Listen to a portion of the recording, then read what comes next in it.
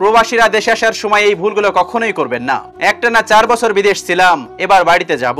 তখন সেই প্রবাসী তার স্ত্রীকে ফোন দিয়ে বলতেছে, আমি সামনের মাসে বাড়িতে আসব, তোমাদের কার কি লাগবে আমাকে জানিও।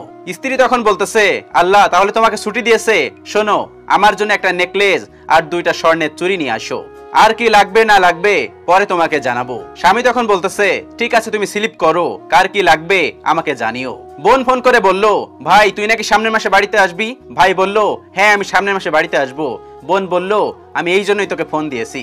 বোন বলল, আমি মায়ের সাথে কথা বলে নেই, তারপর আমি জানাচ্ছি আমার কি কি লাগবে। কেনাকাটা করতে তো অনেক সময় লাগে, তাই ভাই সবার কাছে জিজ্ঞাসা করতেছে কার কি লাগবে। বোন তখন মায়ের কাছে গেল, মা তখন বলল, কি কি লাগবে তুই বলেছিস? মা তখন বলল, না পরামর্শ করে নেই তোমার সাথে, তারপর আমি ভাইকে বলবো।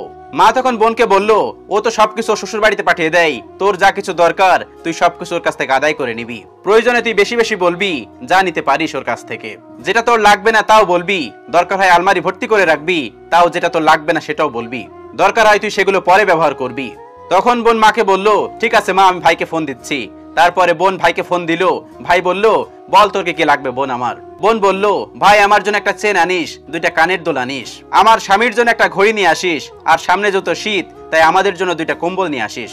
ভাই তখন বলল, 2টা কম্বল দিয়ে কি করবি? একটা কম্বল আনলেই তো হয়।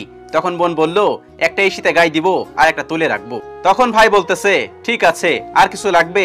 বোন তখন বলতেছে, ভাই এখন তো আর কিছু মনে পড়তেছে না, যদি মনে পড়ে তাহলে পরে তোকে ফোন দিয়ে জানাবো। ভাই তখন বলল, ঠিক আছে পরে ফোন দিয়ে জানাস। সেই প্রবাসী তখন চিন্তা করতে লাগলো, বউয়ের জন্য নেকলেস, কানের দুল, বোনের জন্য কানের দুল, সবকিছু মিলাই 6 থেকে 7 ভরি শুধু গহনায় লাগবে। যেহেতু গহনার মূল্য 1 লাখ টাকা, তাহলে 6 থেকে 7 ভরি গহনার মূল্য 7 থেকে 8 লাখ টাকা। এদিকে আমার আকাময় লাগাইতে হবে, তারপর আবার টিকিটের টাকা আছে, আরো জিনিসপত্রের দাম আছে। তাহলে হয়তো আমার এবছর আর যাওয়া হবে না, আরো 1 বছর ইনকাম করে টাকা জমিয়ে তারপর আমার দেশে যেতে হবে। অনেক আশা করেছিলাম এবছর আমি দেশে যাব, কিন্তু পরিবারের চাহিদার কাছে আমার আশাটা হার মেনে গেল। বউ তখন ফোন দিয়ে বলল, কি ব্যাপার তুমি তো এই মাসে দেশে আসতে চেয়েছিলে, তো কিছুই তো জানালে না।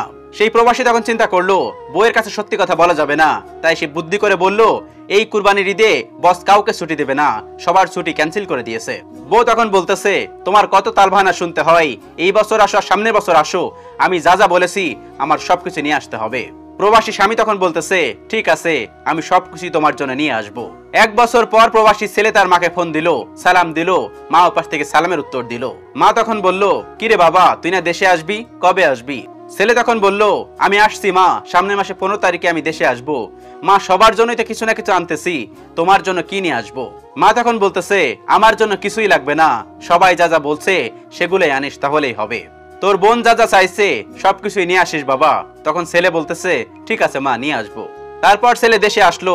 দেশে আসার পর সবাইকে সবকিছু দিল, কিন্তু কারো সেগুলো পছন্দ হলো না। এই হচ্ছে প্রবাসীদের জীবন, এই হচ্ছে প্রবাসীদের কপাল।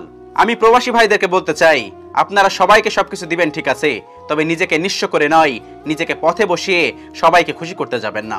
বিনিময়ে আপনি শুধুমাত্র কষ্টই পাবেন, তাদের কাছে কোনো মূল্য পাবেন না। সকল প্রবাসী ভাইদের জন্য রইলে আমার অফুরন্ত ভালোবাসা। আল্লাহ রাব্বুল আলামিন আমাদের সবাইকে বোঝার তৌফিক দান করুন, আমিন।